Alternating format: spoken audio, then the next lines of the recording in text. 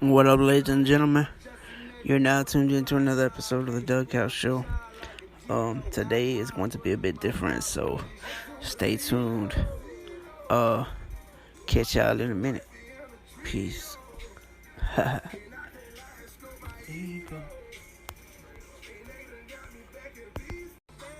Alright, what's up? I'm back. You are now tuned into another episode of the Doug House Show, like I said in the intro. So today is gonna be, I guess you could say random. Cause I ain't really read no books. Well, I'm reading one now, but I'm not finished with it, and there was no Sword and Scale recap. But I did listen to a past episode, so I'll tell you guys about that, and then I'm gonna go into some other topics of some stories that I've heard and things I looked at, on other places, and just talk about just random stuff. So this episode of Sword and Scale was Sword and Scale 59, and he talked to a paramedic named Kevin, and he actually he asked him all kinds of questions. One of the questions he asked him was, "Well, what does it feel like to feel somebody's brain?" And he kind of laughed. He was like, "Well, it feels kind of, squishy. I could not imagine doing that, man. I could not imagine being a paramedic because they have to do everything they can to save these people's lives, and they have to be so calm. Me, I don't think I could be that calm in that kind of situation. I mean, cause you gotta know what you're doing. You gotta know when to do certain things, and you gotta just, yeah, man. And just, I don't know. I don't think I could do it. But, so anywho, he says, most people, the paramedic said that when he was interviewing, he said most people, get into their job looking for excitement, and then, they get burned out on the job because it's not all that people think it is. It's not just going down the street, not just flying down the street in an ambulance, going to rescue people and shit. But, so they said it can be, as simple as going to get an old lady that fell and hurt themselves and just taking them to the hospital, and while they're trying to get her ready, sit there and having a conversation with her, because, that's all that can happen, just have a conversation with her and stuff. So, but that was pretty much that episode. So, so some other things that's been on my mind lately. My friend, shout out to Riley Rose Frazee, my friend, she did a podcast on this, and I actually told her the story. But you guys, tell me how crazy this is. So I found it one day on YouTube. Shout out to my friend Jenny Sape for telling me about this. So there was this lady, this old lady. She was 76 years old, was on a walker, had breast cancer, had survived it, and get this, ladies and gentlemen, she was 5 feet from a door. What happened to her? I'm about to tell you. So she calls 911. 911 picks up. 911, what's your emergency? I think my house is on fire. 911's like, well, we're sending people out there now. So a little bit later on in the call, you hear her say, something hit me on the head. And she said, the dispatcher's like, can you walk? And she said, no, I'm on a walker. She said, that's as low as I can get is the walker, and so she gets out of the walker because they got too uncomfortable for her, and she went and sat in the dining room chair. So meanwhile, the dispatcher's asking her, is there anybody else in the house with you? And other stuff. So she's like, no. And eventually it gets to the point where she can actually see the flames. She's like, it's getting hot in here. Can you send help, please? Please. They know I'm in here, right? Please help me. And so later it gets even worse. She says she sees the flames, and that's when you hear the beams That's when you hear the beams and everything start cracking. So, you hear the beams start going, and sagging and shit. It's like, dude. So, she's like, I'm almost on fire. And so I think she basically, what happened to this lady is she burned alive.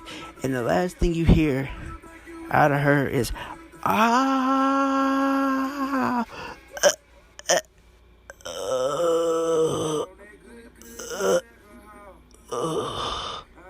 that's literally the last thing you hear out of her. You hear her die on the phone. And the audio call is on YouTube. So if y'all don't believe me, go look it up on YouTube. Look up Woman Dies in Lakeland Fire. It's there, ladies and gentlemen. And you know why the firefighters didn't go in there? Was because the captain, I think he was a captain anyway, but he was Snapchatting pictures of the fire on Snapchat. Now, why in the hell would you do that?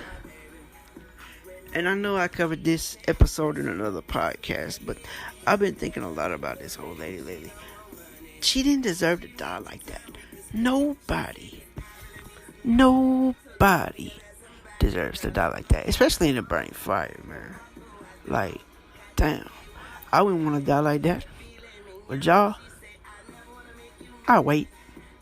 Nope, didn't think so. So, and I looked at some of the radio traffic, and the fire, when they got there, the fire wasn't even fully engulfed. The house was not fully engulfed. And she was 5 feet from a door, ladies and gentlemen. Yeah, you heard me right. 5 fucking feet from a door. And I'm just like, really? You couldn't get her out?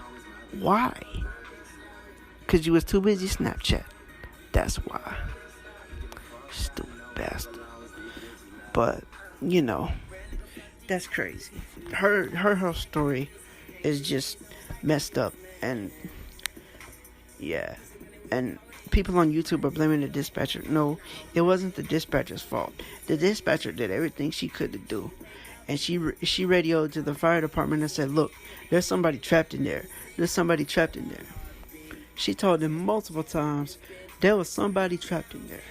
So for all the people saying, oh, it's the dispatcher's fault, she should be fired and blah, blah, blah. No, it wasn't just the dispatcher's fault. It wasn't her fault. It was the firefighter's fault. So y'all can keep putting the blame on the dispatcher if you want to. But, this whole story was just screwed up all the way around. And I'm just like, dude, wow. What if it was me? I'm just thinking, damn.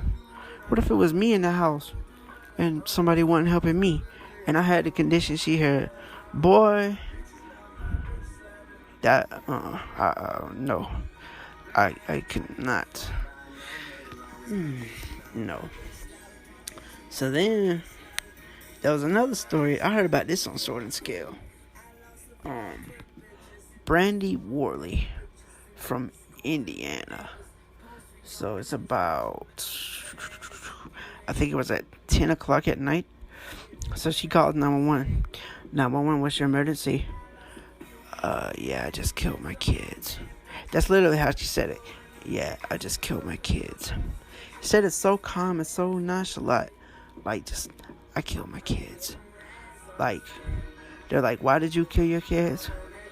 Because my husband was gonna divorce me. Really? You kill your kids because your husband's gonna divorce you? Really? Why? Stupid fucking people, man. People don't got no sense. Some people just, some people just do not have any type of sense whatsoever, man, But anywho, so the call goes on.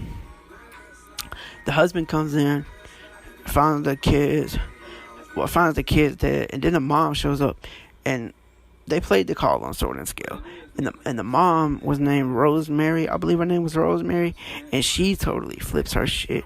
She's like, oh my God, how could you do this? How could you do this? It's like, dude, it's crazy. Um, yeah, man, it's just crazy, bro. The stuff you hear and see in the world today is crazy, and you wonder what the hell the world's coming to. Especially me, I wonder that all the time. But I got God in my life, so I know I'm good. But uh, yeah, man. What else have I seen crazy? Oh yeah. I could tell y'all the story of what was that shit? What was that girl's name? What was her name? Lisa? Yeah, Lisa. So she called 911, and she's telling them, my mommy and daddy are having a fight, and Lisa's grown now. She's a I think she's a I think she runs like an abuse hotline or something. But Lisa's call is on YouTube.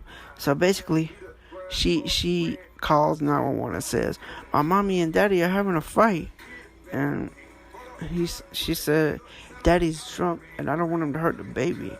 And she was staying there. She was on the phone with him, and she was like, "Oh my god, oh my god!" And they're like, "What's wrong?"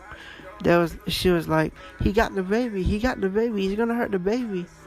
And and so I mean, these calls, man, it's crazy. It's just crazy, man. Speaking of 911, so this was when I was younger. Um, it was one of them program phones, and I was trying to call mom and dad. So, long story short, I ended up dialing 911, and ended up getting in trouble the next day. Then, this was actually just a few years ago. So, I'm trying to call my friend, and I know I didn't put in 911. I put in, her number, which started with 229. No 911 was in her number, or in her number at all. So, I'm dialing her number. I hit send, and I'm hearing it ring. Then all of a sudden, I hear Paulding County 911. What's your emergency? I was like, there is no emergency. I didn't mean to call this number. I was trying to call my friend, and I was like, I'm blind, I can't see. So I hung up, and they called me back, and they were like, are you sure there's no emergency? And I said, yeah, there's no emergency. So I was kind of nervous. I was like, damn, are they gonna bring a fire truck out here like they did last time when I was small, young? But no, they didn't end up bringing no fire truck out here. But I sure enough thought they was going to. But yeah, man, just like I said before, the stuff you hear about in this world is crazy, man. People getting killed, people dying, people die every day, And I want to give a special shout out to Loretta Picker, man. R.I.P. Loretta Picker, man. You didn't deserve to die like that. There's no way. Not you. Not nobody.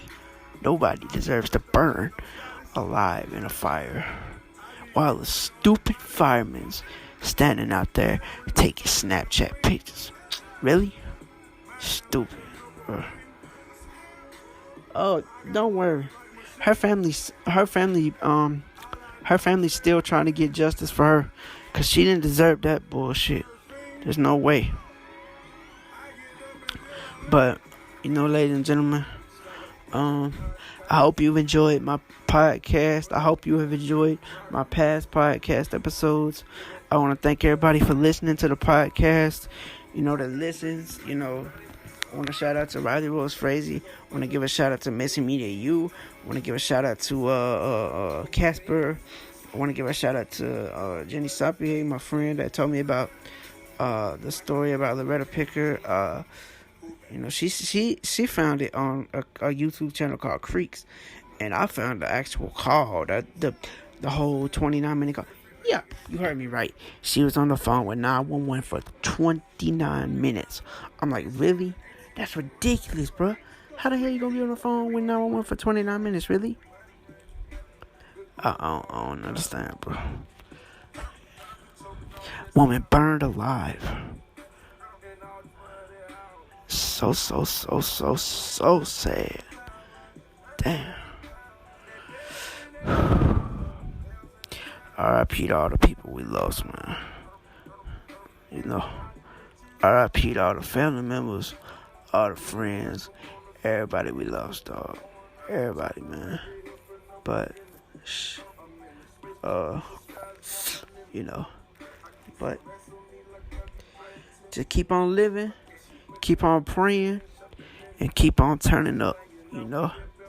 Live your life to the fullest, because you don't never know when your last day on this earth will be. Because you could wake up tomorrow and be in a car and just get into a car wreck and your life is gone.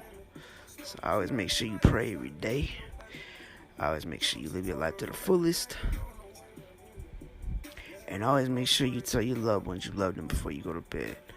Your girlfriend, your wife, whoever the hell it is, just, make sure you tell them that you love them. Cause like I just said, you don't never know when their life or your life will end. Cause nobody's promised tomorrow, bro. Just keep your head up, keep your head in the game, and always make sure you stay in your lane and stay on top of your game. You feel me? But yeah, so that's gonna do it for this episode, ladies and gentlemen. I hope you've enjoyed it. Peace. I'll catch y'all in the next one. Holla at your boy. Yeah.